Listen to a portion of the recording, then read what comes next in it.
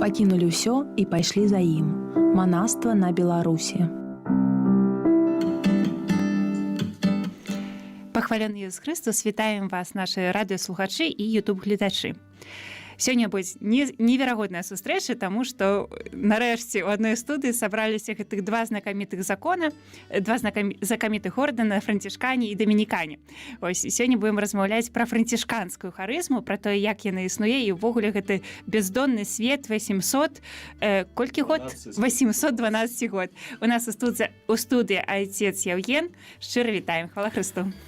Навекі супакой добро сябры, мушу сказаць, это наше францішканскае прывітанне, і сапраўды вельмі рады, што сёння ўсё-такі наш чорна-белы свет спаткаўся.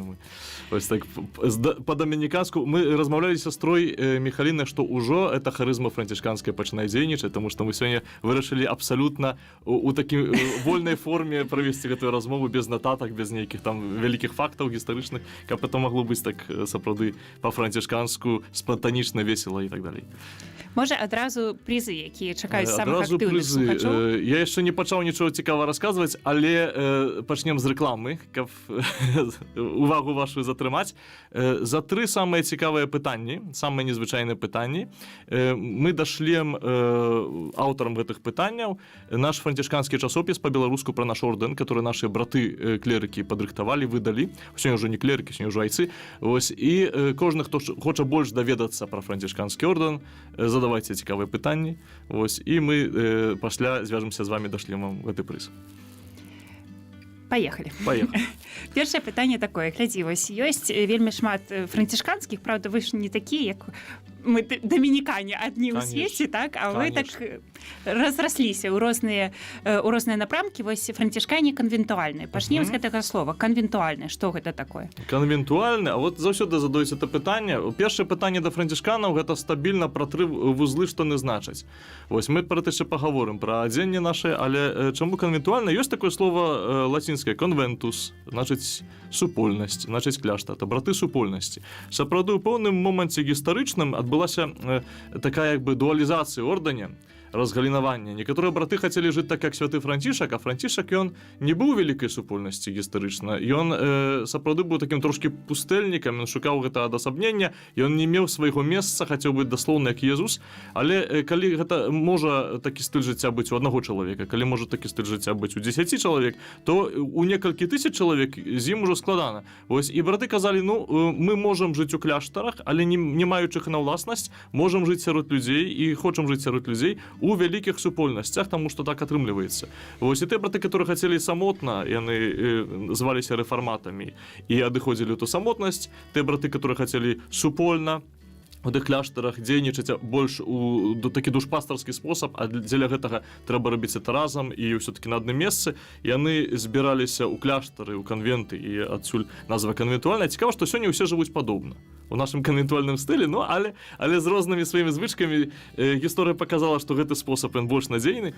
Вось, цікавае тое, што мы таксама не жылі на адным месцы. Калі кажам пра манаства, вось, які вобраз манаха ў нас нараджаецца, да, што это нешта такое барадатае, в балахоне, з вяроўкай. Да, вось, калі ходзіш па якому-нибудь старому гораду еўрапейскаму, бачу заўсёды такіх людзей, которые збіраюць там на розныя мэты грошы ўмінакоўваюць, адзетыя часамі так як монахі, калі якого-нибудь мура сярэднявечнага. Ось мы аднойчы ў Кракаве такого сустрэлі хлопца, і ён калі ўбачыў, што нас 12 і мы адзетыя круцейшым ён, і ён як так перапугаўся канкурэнцыі, уцёк адразу.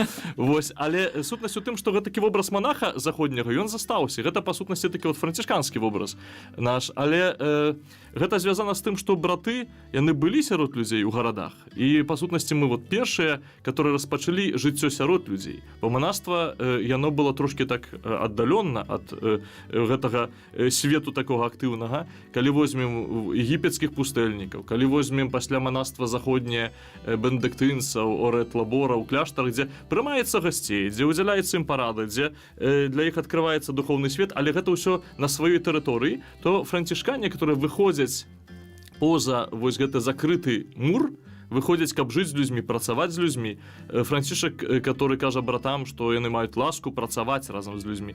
Вось, і пасля толькі збіраць міластыню.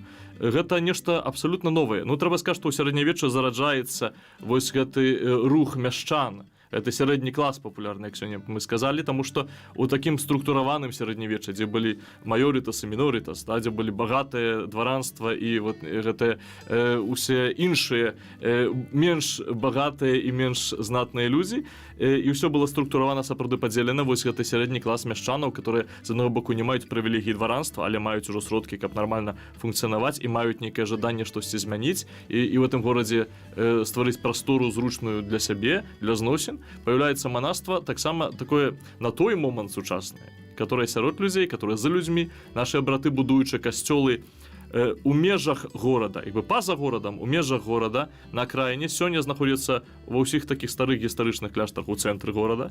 Вось, калі хочаш знайсці францішканаў, не ведаю, у Кракаве, у Празе, дзе-небудзь, дзесьці яшчэ, заўсёды ў цэнтры горада знаходзяцца, бо яны у межах старога. Вось, і яны моляцца з людзьмі. У іх касцёле ютрань, нешпары, яны былі з людзьмі, адкрытыя для людзей. Нават званілі на малітву, каб людзі ведалі, што вот зараз моляцца браты, можна з імі. Прапаведаванне на мовах зразумелых для людзей. Гэта ўсё таксама вынік вось гэтага жыцця з сярод.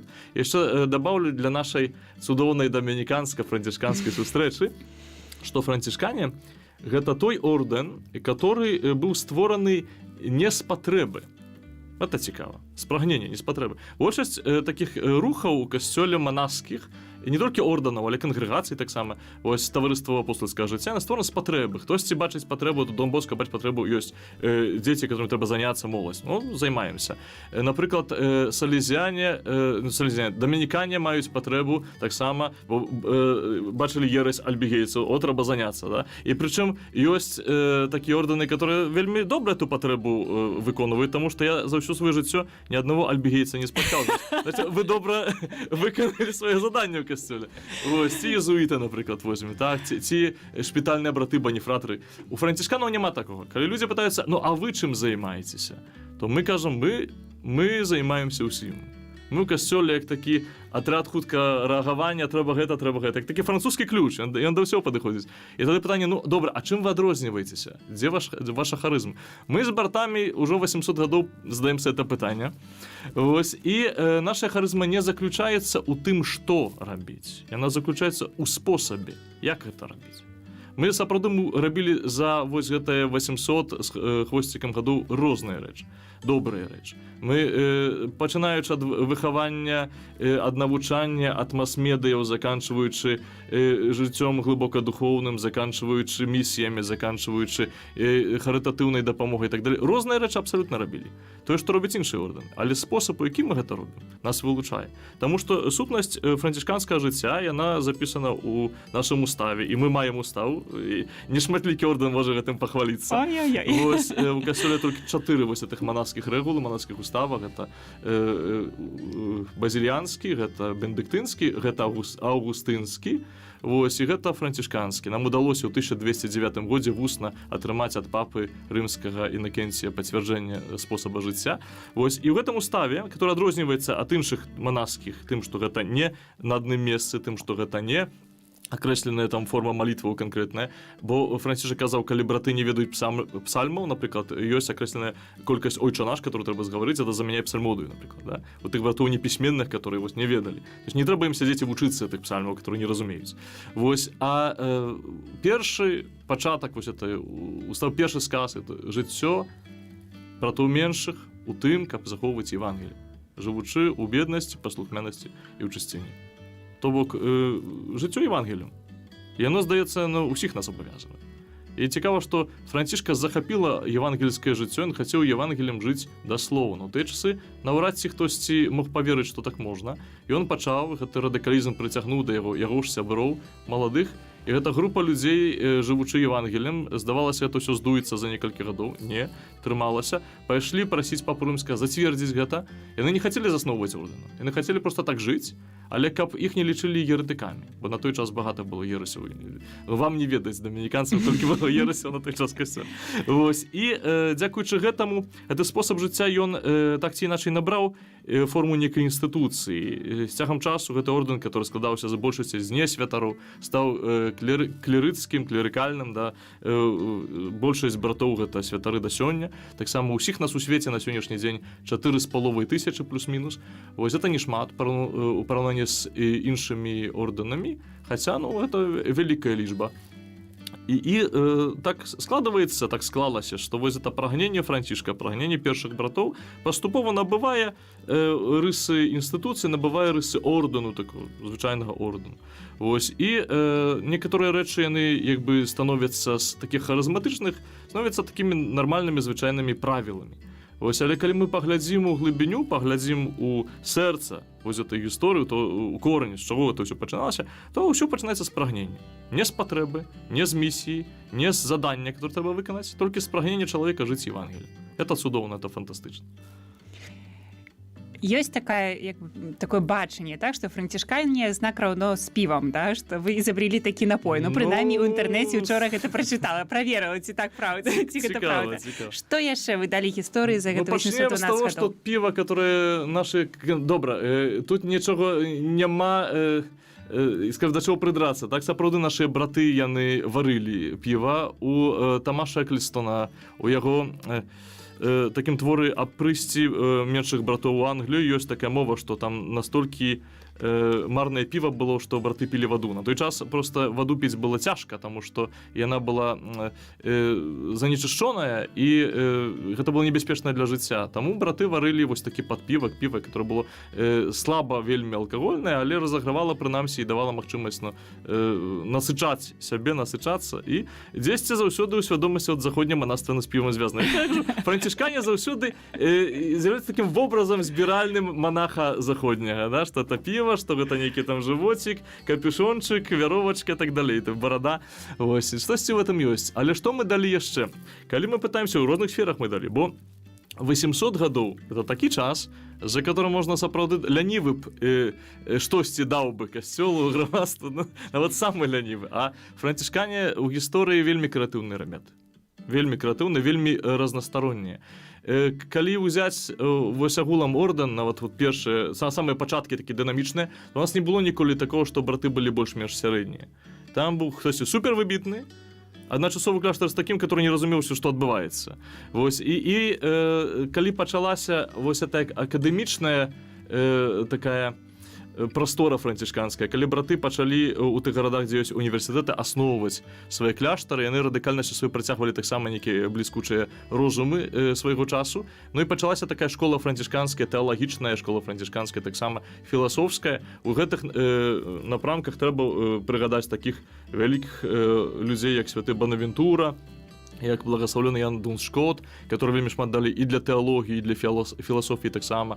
Калі гаворым пра навуку, ну тут, канешне, Роджер Бейкон, наш сабрат ангельскі, который, можна сказаць, айцец эмпірызму. Усе, которые кажуць, а давай проверим, вот як. Вось это духовные дети Роджера Бейкона, который настолькі захапляўся рознымі рэчамі, што напісаў нават працу, которая называлась «Опер Майус». Вялікая праца, да, которая была ўсё. І он захапляўся оптыкай. Дзякуючы яму мы маем акуляры сёння. Хто ў акулярах зараз нас глядзіць, возьмите акуляры ў руки, паглядзіце. Дзякуючы Роджеру Бейкону вы іх маеце, вы бачыце штосьці. Вось гэта чалавек, который распрацаваў у 13 стагоддзі пачатак мікраскопа, пачатак тэлескопа ўсіх справаў з лінзамі звязаных, са святлом.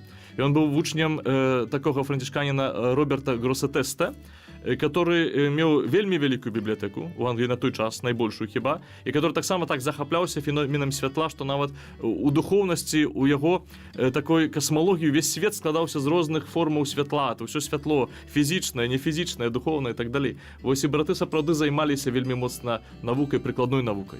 Вось это школы ангельскія, Кембридж, Оксфорд таксама дзякуючы нашым братам развіваліся.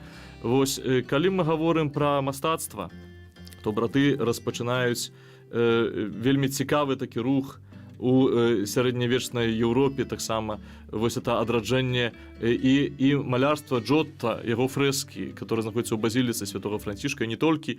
Гэта як бы новы крок у выяўленні і рэлігійных абразах, таму што ён першы паказаў таксама Хрыста забітага, баяліся Хрыста на крыжы паказаць. Христос быў заўсёды ўваскрослы, а ён паказваў некаторыя рэчы натуральныя, некаторыя рэчы паказваў алегарычныя. Параўноўваць жыццё святого Францішка з жыццём Хрыста, калі возьмем базіліку святого Францішка, то там сцэны з жыцця Хрыста ўнізе, а наверсе сцэны з жыцця Францішка, гэта ўсё так вельмі сабрана, вельмі прыгожа, бліскуча. Сама базыліка пабудаваная як карабель. Вось гэта вельмі такія арыгінальныя задумкі на той час. Увогуле францішкане былі мецэнатамі і музыкі касцёльнай, і выяўленчага мастацтва. Хопіць дадаць, што Данте Алігері быў францішканскім тэрцыярыем, Петрарка быў францішканскім тэрцыярыем. Хто любіць Шекспіра, чытаў Рамео і Джульетту, нават хто не любіць, чытаў, пэўна. Вось, ведае, што брат Лоренцо, который там апісаны, который спрабаваў розныя рэчы хімічыць, і так і не ўдалася яму до конца, быў спісаны з брата Лоренцо, існуючага з кляштара ў Вероне, напрыклад. Некаторыя нават брата Тука з асяроддзя Робін Гуда да нашага ордэна прыцягваюць, кажуць, што ён быў францішканінам таксама. Ну, браты былі вельмі крэатыўныя. Яны ўжо за жыцця Францішка дайшлі да Манголіі. Яны, некаторыя кажуць за жыцця Францішка, але наўрад ці былі нават на тэрыторыі нашай дзяржавы. Вось, цікава тое, што францішкане першыя распачалі, асяроддзе францішканскае, не толькі самі браты, але тыя, хто належалі таксама да тэрцыярыяў, распачалі вывучаць усходнія мовы, каб ісці на ўсход да сарацынаў, ведаючы іх мову, ведаючы іх філасофію, каб на іх мове, у іх ментальнасці прапаведаваць Евангелие. Бо да гэтага это выглядала так, што людзі ехалі, казалі, пакайцеся, паверце ў Хрыста, секір башка і канец. Вось, а Раймунд Лул, ён заснаваў першую школу вывучэнняў вось арабскай мовы, філасофіі, добра ведаў гэта, каб браты былі падрыхтаваныя. Святы Антоній, которого мы добра ведаем з таго, што дапамагае знайсці ключы, ён быў таксама фенаменальны прапаведнік, але не толькі.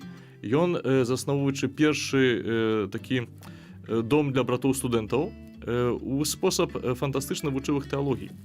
На той час уся тэалогія вывучалася так, што былі сентэнцыі Петра Ламбарда, дагматычныя рэчы, которые трэба было на памяць ведаць, каментары да іх пачытаць і умець неяк сваю думку абгрунтаваць. Антоній вучыў братоў святому пісанню пра святое пісанне. Ён тлумачыў рэчы з старога запавета новым запаветам. Ён пісаў свае казанні як трактаты тэалагічныя, которые браты нават не да канца пісьменныя маглі на памяць вывучыць і з гэтым трактатам пайсці спакойна прапаведаваць. Дзе ўсё вынікала адно з другое, то ўсё было на Бібліі аснована. Таму спосаб разумець Біблію і айцамі касцёла і рознымі сімваламі паслугоўвацца, каб і адкрываць, это абсолютна францішканскі спосаб. І гэта найстарэйшая школа ў нашым ордэне.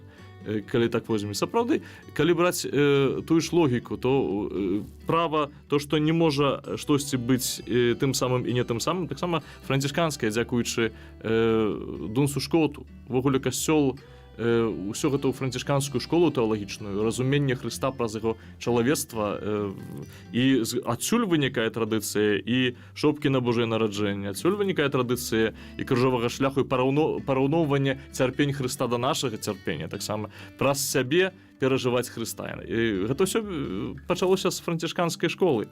Калі паглядзім нават на псіхалогію сучасную, на спосаб адкрывання ў сабе, праз сябе, некаторых рэчаў у сваім духоўным свеце, то гэта таксама можна, ну, я думаю, гэта будзе, канешне, павялічванне, але прыпісаць святому Бонавентуры, ёсць такі твор «Itinerarium mentis ad Deum», «Дарога душы да Бога», дзе ён кажа, што Бога можна пазнаць на 3 спосабы. Праз стварэнне, праз чалавецтва, праз сябе самога і праз то, што Бог улівае у нас, праз такі інсайт Божы, праз яго святло, ілюмінацыі, назову гэта Бонавентура. І бачым, што сапраўды шлях праз чалавека, гэта шлях францішканскі, і шлях, который да Бога прыводзіць. Таму францішкане, на шчасце, это не толькі экалогія, не толькі птушкі, звяры. Нас вельмі часта так да нас прыпісваюць, што францішкане такі экалогія, гітара, елачка і вакол пляскі, да? Не толькі.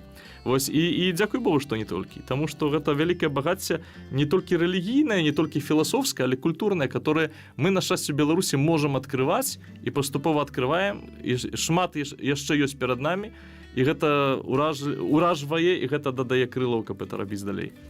не магу прабачыць просто Максіміліяна Кольбы, які тут не прагучаў. Максіміліан, я спецыяльна пра яго не гаварыў, таму што калі б не Максіміліан, в прынцыпе, мы б не размаўлялі. Гэта чалавек, который заслугоўвае, в прынцыпе, асобнай перадачы, асобнага эфіру. Максіміліан быў геніем свайго часу. І так як Роджер Бейкон, который успомніў, прадказваў у 13 стагоддзі развіццё аўтамабіляў, развіццё нейкіх тэхнічных рэчаў, пра которые тады марыць не можна было. Так Максіміліан, будучы студэнтам, запраектаваў таксама апарат, который мог бы дапамагчы чалавеку ў космас паляцець. Вось такі Ілон Маск, такі манаскі, да?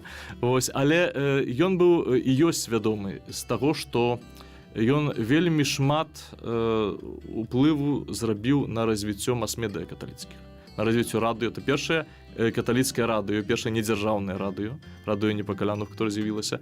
Гэта на той час у міжваенны перыяд самы уплывовы штодзённік. Ён выдаваў газету штодзённа, которая каштавала столькі, колькі каштуе адна булачка, каб кожны мог купіць. Яна мела найбольшы ўплыў на ўсіх людзей, вось, на ўсё грамадства. Гэта таксама тэлебачанне, ён ужо быў блізка заснаваць. Ён ездзіў на навуковыя канферэнцыі, глядзеў, што як адбываецца. І гэта францішканскі спосаб. Хтосьці можа сказаць, чаму? Ну, вялікі кляштар непакалянаў, да? Горад беззаганны, дзе браты па сменам працуюць, па сменам моляцца таксама. Гэта завод. Вось, гэта не францішканская духа. Дзе вось эта вандроўнасць, дзе вось эта свабода. Але выкарыстоўваць для Бога, на яго хвалу, для збаўлення чалавека, для хвалы Маці Божай, беззаганнай, которая вельмі важна в нашай духоўнасці, выкарыстоўваць найлепшае, што ёсць, і не баяцца новага. Гэта вельмі францішканскі шлях. Бо сам Францішак кажа, трэба гардзіць толькі грахом. Толькі грахом. Вось грэх — это адзінае, што трэба адкідаць. Всё іншае добрае. То, што Бог стварыў, добрае. То, што чалавек, дзякуючы Богу, стварае, таксама добрае.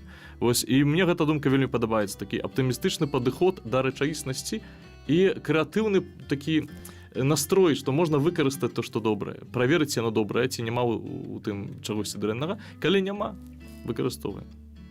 Ёсць такі анекдот не францішканскі, калі да папы рымскага Клімента VIII прыйшлі і сказалі, ну, папа, ну як это так, ты п'еш? Яны сказалі так, што вось кава, гэта сарацынскі напой, такі вельмі дрэнны, давай ты анафеме прыдаш і ўсё, і ніхто не будзе піць. Ён кажа, а давайте іх падманем, давайте паблагаславім. Такі хорошы напой. Вось, давайте ахрысцім эту каву. Вось, і францішкане таксама шмат што спрабуюць жыцці ахрысціць, і вельмі добра на этом выходзіць. Як гэта багацце, вось францішканскае багацце трапіла на нашы землі? Як трапіла на нашыя землі? Ну, гісторыкі кажуць, што ўжо за часоў Гедыміна, вялікага князя, былі францішкане тут. Вось яны паслугоўвалі каталікам, не заўсёды з тэрыторыі непасрэдна вялікага княства, па той прычыне, што на той час у нас каталікоў, в прынцыпе, не было асабліва. Вось, але, у якасці тлумачаў таксама яны дзейнічалі. Першыя кляштары заснаваныя у Вільні, у Наваградку і ў Лідзе. У Ліду браты прыйшлі, як кажа легенда, прынеслі абраз Маці Божай. Вось, і вельмі вялікім культам быў шанаваны гэты абраз. І цікава то, што паступова разрастаецца францішканская прысутнасць у Беларусі, ёсць некалькі кустодыяў. Кустодыя — гэта такі збор кляштараў у адзін дзень дарогі, каб маглі пешшу браты ці конна на той час ад кляштара да кляштара пераехаць, заначаваць. Вось это прыблізна 30 кіламетраў дзесь. І некалькі кустодый, мы бачым некалькі такіх напрамкаў. З аднаго боку это вот заходні, Гродна і Ліда, пасля Наваграда, ён ужо тады пазней не існаваў. Бачым вялікі кляштар вельмі ў Пінску, дзе была наша семінарыя, там, дзе зараз знаходзіцца семінарыя. Вось, і гэта францішканскі ад пачатку кляштар. Вялікі вельмі кляштар у Удзеле. Вось на той час кляштар у Івянцы, адкуль я прыехаў да вас сюды. Гэта таксама кляштары, которые былі на ўсходніх нашых землях. І ў Полацку быў кляштар, і, калі не памыляюся, у Дзесне быў кляштар.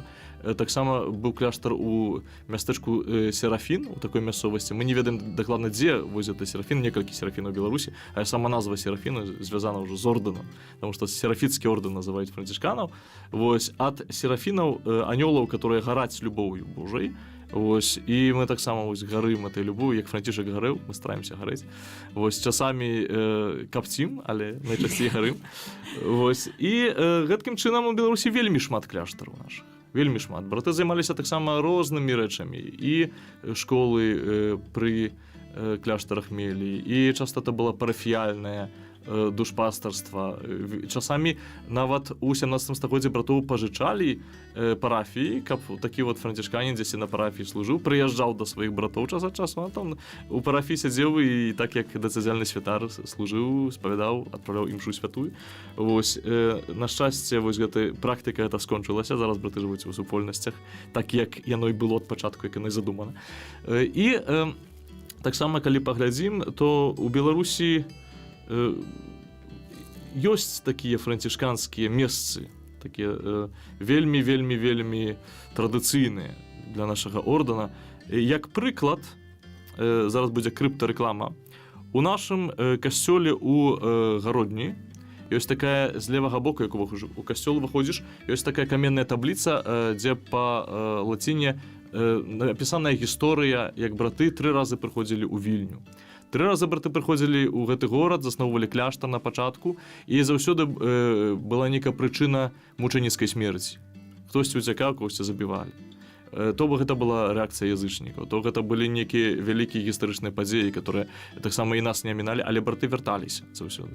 Калі мы кажам пра сучаснасць, то гэта і Максімілян, который у Гродна працаваў таксама нашмат пазней, цэлых 5 гадоў, з 1922 по 1927 год. Гэта благословленный Ахиллес и Герман, про которых не могу сегодня не вспомнить, которые у Івенецкім кляштары таксама жылі і у Першаях, дзе былі скіраваныя на дапамогу душпастарскую, аддалі сваё жыццё вельмі маладым узросце. Аднаму было 32 гады, другому 33 гады. Вось і сёння ў Беларусі недалёка Івенца мы маем месца мучаніцтва братоў, которые з'яўляюцца сапраўды благословленными. Это для нас, для Беларусі вялікая справа, потому что у нас не так шмат сваіх святых. Вось, а для нас, для нашего ордэна, это вельмі моцна, вельмі вялікае сведчанне і вялікая падтрымка, бо мы да іх звяртаемся, кожны з нас мае такое наважненства да Ахілеса Германа і стараемся, асабліва зараз, неяк так пашырыць іх культ, таксама, каб пра іх ведалі. Вось, і шмат таксама лакальных такіх гісторый пра айцоў, которые пасля ўжо у часы пасляваенныя, у часы вось гэтыя пасля камунізму прыязджалі адраджаць духоўнае жыццё на нашых землях. Пакуль што гэтыя гісторыі на лакальныя, пакуль што гэтыя гісторыі маюць, скажам, больш такі характар успаміну, часамі анекдота, але з цягам часу яны набяруць таксама значэнне, таму што гэта людзі, которые былі у ордэне перад намі, гэта людзі, которые ішлі таксама неслі Хрыста вельмі ахвярна, аддаючы сваё жыццё ў розных умовах. І дзякуючы этаму ордэн да сёння існуе, і класна, што мы маем багатую гісторыю, і файна, што мы глядзім у мінулае. Вось файна, што мы можам дацаніць тыя рэчы, которые маем, але файна то, што мы маем таксама будучыню. Это вельмі цешыць, калі бачыш маладых людзей, которые выступаюць, хочуць ордэн, калі бачыш тое, што браты зараз, тыя справы, которые адбываюцца, добра это робяць. Вось хочуць добра гэта зрабіць і на хвалу Божую, для карысці людзей, то цешышся таму, што там ўсё жыве. Таму што мы не удзельнікі гістарычнага клуба, гістарычнай нейкай рэканструкцыі, што мы пашылі сабе хабіты, ходзім такі вот, называемся дзіўнымі імёнамі, но у нас мы не змяняем імя ў ордэне, мы застаемся пры сваім сросту. Але тое, што мы сапраўды частка вялікай цікавай гісторыі, плану, который Бог прыдумаў. Калі мы вось будзем казаць, хто вытрываў на гэтых беларускіх землях, бо вядома, шмат кляштараў было закрыта, якія сёння існуюць і колькі агульна братоў працуе ўжо вось сёння ў сучаснай Беларусі? На сённяшні дзень у Беларусі у нас 3 кляштары і 2 дамы. І это гучыць вельмі цікава. Чым адрозніваецца кляштар ад дому? Кляштар — это тая прысутнасць братоў, вось тое месца, дзе братоў больш за 3 і больш. Вось гэта у нас 3 кляштары. Гэта Гродна, гэта Івянец і гэта Удзіла. Вось 3 кляштары, дзе ад 3 і больш братоў. І у нас ёсць 2 філіяльныя дамы, там, дзе адзін брат, ён служыць у парафіі, а належыць да кляштара, у нашым выпадку да Гарадзенскага. Гэта дом у Гальшанах і гэта дом у Свіслачы таксама. Вось гэта што казаць пра нашу такую прысутнасць у Беларусі канкрэтна, колькі братоў. Я так лічыў, ну на сённяшні дзень. У нас 3 Удзіла, 5 Івянец, это 8. Гродна 3 таксама, гэта 13, 15. Плюс один брат зараз беларус у Польшчы, 16. Калі так браць, у нас на фармацыі некалькі таксама асобаў, молімся за хлопцаў, каб яны вытрывалі ордэне, каб пашыралася і памнажалася наша колькасць, вось і якасць. І гэткім чынам дасць Бог, наша дэлегатура, вот так называецца гэта тэрытарыяльная адзінка на Беларусі, яна будзе разрастацца. Прыйшло до нас пытанне. Цудоўна. Прачытаем. Вось ужо амаль адкрываецца. Музычная майстэрня ў Івенцы. Ці гэта была менавіта ініцыятыва францішканаў? Ці плануецца яе ўзнаўляць, і калі няма магчымасці запрасіць палякаў, ці плануецца зрабіць штосьці падобнае з беларускай моладдзю? Сур'ёзнае такое пытанне, шмат складовае, я б сказаў. Музычная майстэрня — гэта цікавая ініцыятыва, таму што яна паказвае, як працуюць ввогуле нашы ініцыятывы збольшага. Францішкане вядомыя спантанічнасцю сваёй. Ёсць такая пагаворка: ордэне брат спантан, сястра імправізацыі. Вось на той час я в прынцыпе памятаю пачаткі гэтага. Я яшчэ ордэне не быў, я яшчэ быў міністрантам, быў школьнікам, калі ў нас у парафіі з'явіўся музычны гурт, але ў нас не было барабанаў. І отец Лех такі, ён вельмі, скажем, чалавек крэатыўны, ён шукаў гэтыя барабаны паўсюль, і лёс яго звёў з Янкам Паспяшальскім, польскім музыкам. Ёсць такая сям'я Паспяшальскіх, которые багатыя на музычныя таленты ў Польшчы, даволі знаныя, і тэлевядучым. І Ян запрапанаваў яму, Ян не зразумеў, навошта яму трэба барабаны, і Ян зразумеў, што мы хочам падчас імшы ўжываць. Ян яму запрапанаваў: навошта ты будзеш барабаны шукаць, калі ёсць, можна падчас імшы можна спяваць. І давайте у вас зробім вот такі майстар-клас, воркшоп па спевам.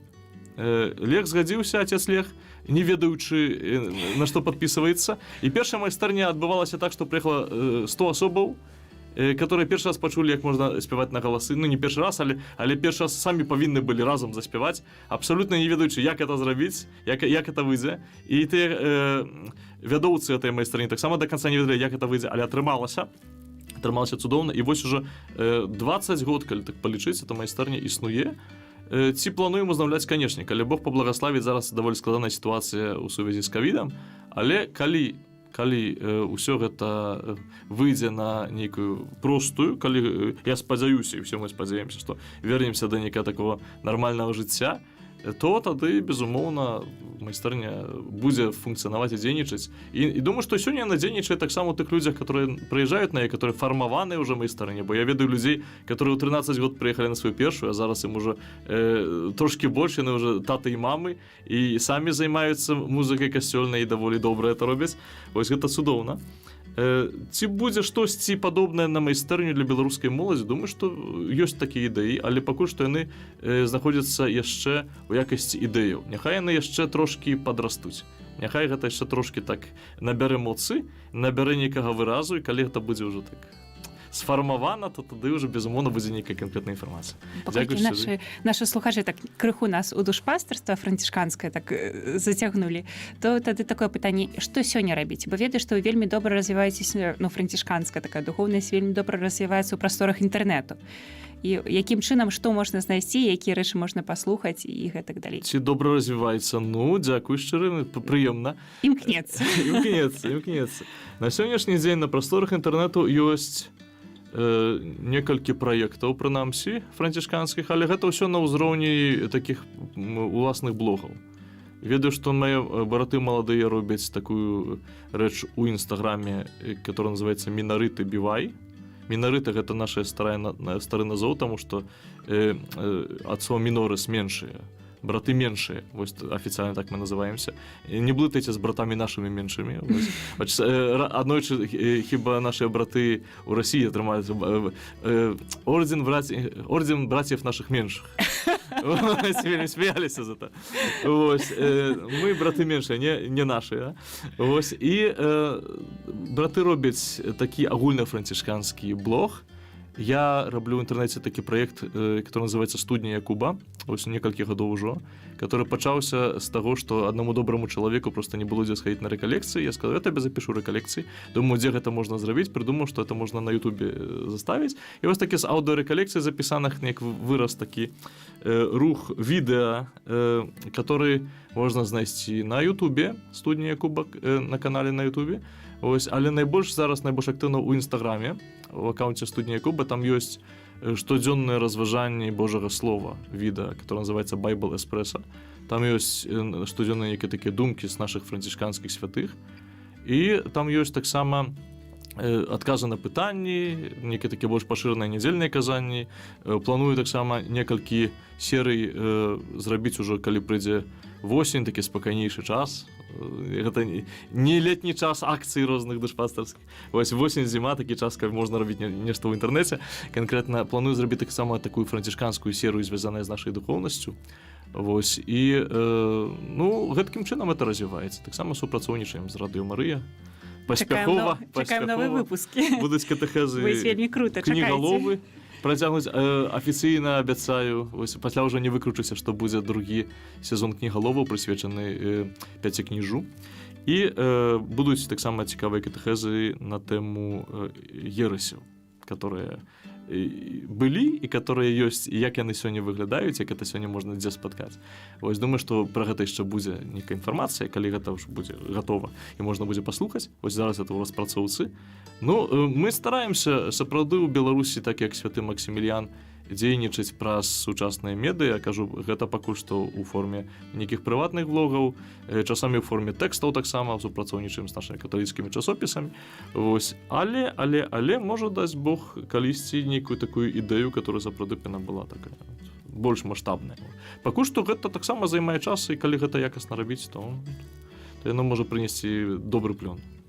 Я думаю, што мне не даруюць нашы слухачы, калі я не запытаюся гэтага самага кранальнага пытання, самага традыцыйнага. Як адкрылася вось менавіта тваё францішканскае пакліканне? Вось это пытанне баюся. По той прычыне, на яго немагчыма добра адказаць. Не то, што баюся, мне заўсёды і найчасцей таксама задаюся яго, але я распавяду такую гісторыю. Мы калісьці ехаў я аўтоспынам з кіроўцам, з которым разгаварыліся, праз паўгадзіны ўжо ведаў, як завуць яго жонку, дзяцей, цешчу, сабаку, дзе ён хоча дачку аддаць, там вучыцца. Такія нармальныя размовы аўтаспынам, калі едзеш. Вось трэба пра штосьці гаварыць. І ў пэўным моманце ён задае пытанне: слухай, чаму ты стаў монахам, да? Чаму ты... Я быў клерыкам тады, яшчэ пашоў у семінарыю. І я думаю, пане Божа, Дух Святы, што яму сказаць такое? Чалавек не чэпіцца, а трэба сказаць неяк так, каб ён зразумеў, і каб вось не ўдавацца ў гэтую такую балталогію, такую пабожную. Кажу, слухай, у тебе ёсць жонка? Кажу, да, а ты її любиш? Конечно, мужик, столько 20 гадоў разом. Кажу, а чаму вот менавіта яна твоя жонка? І надайшла так 5 хвілінаў загруза, такий лодінг, да? Закрутився. Ось я так думав. Пішла, по-польську сказав, старий курче не вім, але так то є. Слухай, старий я не ведаю, але ось так от сталося. Я кажу, у мене той самий. А, зрозуміло, окей. Ось я насамрэч до сёння, я можу розказати історію, у мене не було ніяких супер, абсолютно ніяких капітальних справ з моїм покликанням. Я, можа, хіба апошні даведаўся пра яго. Усе мне казалі, што гэта было важна, што ўсе ведалі. Я апошні даведаўся, што яно ў мяне ёсць. Я жартаваў заўсёды так, што вот пайду в ордэн. Ось і дажартаваўся, можна сказаць. Ось, але у мяне было так, што я меў ад Пана Бога нейкія такія флэшы, знакі. Ось, яшчэ да ордэна, і будучы ўжо пачынаючы эту дарогу, я не задумываўся, калі ішоў на посла, што іду на ўсё жыццё сваё прысвячу. Так, я хацеў на ўсё жыццё, але я разумеў, што, скажам, Пан Бог мае свае планы. І я ўжо пад канец пошуку я вельмі не хацеў да францішкана. Чамусьці. Я іх ведаў. Не таму, што іх ведаў і не хацеў да іх. Яны мне падабаліся, але так, гэта такая, з чым звязана, гэта як шукаеш нейкі новы смак заўсёды. Да? Думаў пра кармелітаў, думаў. Пасля ўжо на віцыяце хацеў цякаць да дамініканцаў, так сам мне была такая ідэя. Вось, але дзякую Пану Богу, що ўсе этой ідэі, яны так неяк адсеиваліся пасля, і ўжо ў ордэне я пачаў адкрываць вось это багацце францішканскае, і думкі францішканскай, і духоўнасці, і супольнасці, перш за ўсё. Што мяне прыцягнула ў ордэн? Мяне захапіла супольнасць. У мяне было некалькі такіх айцоў, на которых я раўняўся, которые мне падабаліся. Вось, зараз не один з іх, што, правда, не в ордэне. Ось, але на той час у мяне не было аднаго такого «хочу быць як ён», да? Вот ёсць такое, што вот гэты класны «хочу быць як ён». Да? Мне падабалася, што яны розныя. Я так сабе думаю, калі яны такія розныя, значит, я себе в этом найду. Мне падабалася, што браты адкрытыя. Мне падабалася, што яны спантанічныя, мне падабалася, што яны музыкальныя. Ось, вот, мне так само прыцягвала некада. Ось на той час. Мне падабалася, што яны заўсёды з людзьмі. Вось ты стыль жыцця францішканскі. Быць у дарозе, быць з людзьмі, быць у новых сітуацыях. В этом незвычайным... Ты звычайна, жыццё незвычайнае. Нашыя браты з Кракава, кажется. Звычайна людзі жывуць незвычайным жыццём. Так і ёсць. калі паглядзець, што гэта Евангелие, оно так надае смак, надае такой нейкай іскры ў існаванні. І вось дзякуючы гэтаму так склалася. Калі ў мяне пытаюцца, отец, што, вот, як вы зарэкламіруеце орден? Отец, вот, ці вы параеце? Я кажу, не. Заўсёды. Я адказваю у ордане некалькі гадоў за душпастырства пакліканняў і кажу, ну, не раю. Па адной прычыне, таму што калі гэта твоё, Бог цябе пакліча. Калі гэта твой, ты будзеш хацець орден. Я удзячны вельмі братам сваім за адну рэч. Яны мяне ніколі не цягнулі. Я нават трошкі так крыўдаваў, думаю, ну, як это так? Я тут кручуся столькі, мяне не запрашаюць, іншых запрашаюць, вот орден, ідзі, прыхадзіць, ездзіў я на рэкалекцыі, так сама ведаў, але мяне ніяк так асабліва не цягнулі. І гэта Божы провід. Можа, на мяне не хацелі, но зараз маюць. Але гэта Божы провід, таму што Бог праз іх паказваў мне адкрытасць, але я павінен быў сам зрабіць гэты крок. Ось, я да апошняга неяк цягнуў і пасля сам здзівіўся, што гэты крок забіў. Ось, вельмі здзіўлены быў сам, што так вось. Ось. І сёння таксама тым маладым людзям, которые думаюць пра пакліканне, пра манаства, которые думаюць пра наш орден. Дзякуй Богу, што думаеце. Ось, але я запрашаю вас паглядзець, як мы жывем. Я не запрашаю вас вступіць в орден. Я літаральна так, як Христос, магу сказаць, прыйдзі, паглядзі сам. І ведаю некалькі людзей, которые просто прыйшлі паглядзець і застались. Орден нешчаслівыя. Ось, калі гэта тваё, прыязджай, пагавары з намі, паглядзі, як мы жывем. Паглядзі, як Христос праз нас дзейнічае. Калі ён цябе запрашае, мы толькі рады. Калі гэта не тваё, мы таксама рады, таму што Бог табе пакажа тваё. Ось, я думаю, што так Бог дзейнічае, перад усім. Не рэкламай, а менавіта досведам і вось гэтым прыкладам. Таксама. Я сустрэў у сваім жыцці добрых францішканаў, сустрэў такіх, можна сказаць, святых братоў. І вось не папулярных братоў, не вялікіх нейкіх такіх, але сапраўды святых братоў. Я вельмі люблю нашых старэйшых айцоў. У Непакалянаве ёсць такое месца, дзе жывуць старэйшыя айцы, которые патрабуюць апекі. Мы з семінарыі прыязджалі вельмі часта дапамагаць ім, пачынаючы ад того, каб дапамагчы пагаліцца, заканчваць там памыць і некую спецыфічную медычную апеку, камусьці там уколы, камусьці таблеткі, кагосьці вывезці і так далей. Вось, мне так падабалася то, што яны аптымісты. Мне так падабалася то, што яны, маючы свае розныя там прыколы, паказваюць, што можна ў гэтым ордзене застарыцца, што можна ў гэтым ордзене быць, што можна ў гэтым ордзене шчасліва гэтае жыццё пражыць і поўна. І вось гэта таксама такі вялікі знак. Я думаю, што калі чалавек убачыць гэта, калі чалавек это ў сабе так вось перапрацуе, то сам будзе ведаць, што яму трэба. Мы кажам, можа так падсумоўваючы сённяшнюю размову, ведаем, што ўжо некалькі стагоддзяў так францішкане з дамініканамі ўсё так, што ж было першае. Мы любім адзін аднаго. Без конца, але ў сферы тэалогіі і заўсёды ёсць такое пытанне, што было першае, што на пачатку, любоў ці пазнанне. І вось францішкане кажуць, канешне, любоў. Як гэта францішканская любоў? Тут спецыфічна, калі мы гаворым. Гэта валантарызм і рацыяналізм, да, наш ідзе. Там не до конца любоў. Ну любоў так, Бонавентура кажа любоў, але гэта воля. Это воля. Мы будем дискутовать. Я просто остановилась, 8 хвилин эфира осталось. На контрразмову доминиканских, францишканских в одной хронике с вельми старой средневечной есть такой запись. Ну, мы взяли кий и пошли дискутовать с братами и проповедниками про беззаганное зачаття. Але насамрэч, ну, наши ордены сяброўскія ёсць нават наших генералаў, 4-й генерал наш, вельмі моцна прасіў братоў гэта у асяроддзі акадэміцкім, калі францішкане і дамінікане крытыкаваліся, калі іх не прымалі, просто быць сябрамі, трымаць, таму што сябрамі былі нашыя заснавальнікі. Да сёння так і ёсць. Заўсёды у францішканаў дамініканін, прынамсі, калі ёсць магчымасць, прапаведуе францішканін дамініканаў. Ну, мы так з айцом Раманам зрабілі, вось паспрабавалі, я ў магіле быў 3 разы. Прынамсі.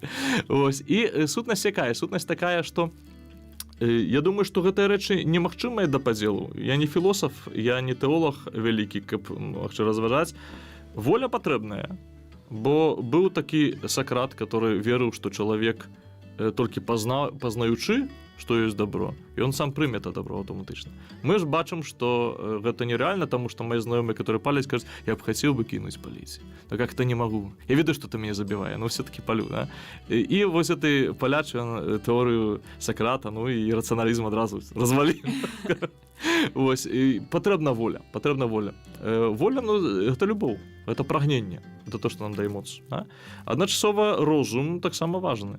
Я думаю, што вось это напружанне паміж намі, што хтосьці ставіць больш на... Зараз я думаю, што таксама, што шмат францішканаў падтрымліваецца нейкіх дамініканскіх такіх паглядаў, дамінікане францішканскіх, это ўсё змешана, это ўсё так файна ў касцёле. Вось гэта багацце з яго ўсе карыстаюцца, не толькі нейкі ордэн мае свой такі куфар, з которого там нешта дастае. Вось справа ў тым, што на сённяшні дзень думаю, што тыя рэчы ўзаемадапаўняюцца. Што не можа быць веры без розуму, не можа быць веры без пазнання, адначасова не можа быць пазнання без любові. Не можа быць пазнання без волі, без жадання. Але зводзячы адных толькі да волі, а зводзячы іншых толькі да розуму, мы маем батанікаў і легкадухаў. Вось, поэтому класна, што ў нас это неяк гарманізуе ў касцёле, і што мы маем і тое, і тое. І ўсё ж такі, 3 слова. Як бы падводзячы ітогі сённяшняй размовы, 3 словы. Францішканін гэта. 3 рысы францішканін. Францішканін гэта Евангелие. Францішканін гэта брат. Францішканін гэта чалавек адкрыты, любячы. Адкрытасць любяча, хай будзе праз дэфіс. І, наконец, просто не можем отпустить без якога-небудзь класнага анекдота про францішканаў, дамініканаў, езуітаў. Першае, што ў галаву прыходзіць. Першае, што ў галаву прыходзіць, рознае прыходзіць. Напрыклад, пра батлейку. Ну, про батлейку не, мы таких анекдотов не будем распавядаць у эфіры. Ведаеце, ёсць такі анекдот, калі прыходзіць некалькі ордэнаў пакланіцца пану Езусу, который нарадзіўся, да? Вось, і прыходзіць бенедиктинец, кажа, пане Езу, мы табе заўсёды у любы момант заспяваем прыгожы гімн. Вось, прыходзіць дамініканін, кажа, пане Езу, мы табе заўсёды можам прыгожае казанне сказаць. Францішкане прыйшлі, палядзелі. Вот, і адзін кажа, ну што? Ну, калі што, то святого Юзефа в 3-й орден прымем. Вось, ну, розныя ёсць такія анекдоты нашы манаскія. І класна, што это ёсць, класна, што ёсць адносіны паміж намі. Вось это адносіны няхай трываюць. Дзякуй, вялікі дзякуй, шчыры дзякуй за размову. Гэта было вельмі цікава, вельмі кранальна і развіваемся. Дзякуй шчыра слухачам, таксама і гледачам нашым за то, што з намі трывалі вось этой 50 хвілін. Вось. І калі будуць нейкія пытанні на ўздагон пра францішканаў, калі будзе нейкая зацікаўленасць, то праз Радыё Марыя запрашаем іх задаваць, заўсёды адкажам і з радасцю пакажам, як мы жывем, раскажам нашу гісторыю, пакажам нашыя касцёлы і так далей. Ну, а я запрашаю скарыстацца з такой гасціннасці францішканаў і прыязджаць заўсёды ў госці, думаю, што заўсёды будуць чакаць. А тыя, хто шукае свайго паклікання, таксама прыязджайце, глядзіце. Прыязджайце, глядзіце. Без запрашаем, без не запрашаем. Прыязджайце, глядзіце. Калі адчуваеце, прыязджайце, глядзіце. Супакой, добро, сябры. Пахвалены Христос. З Богам.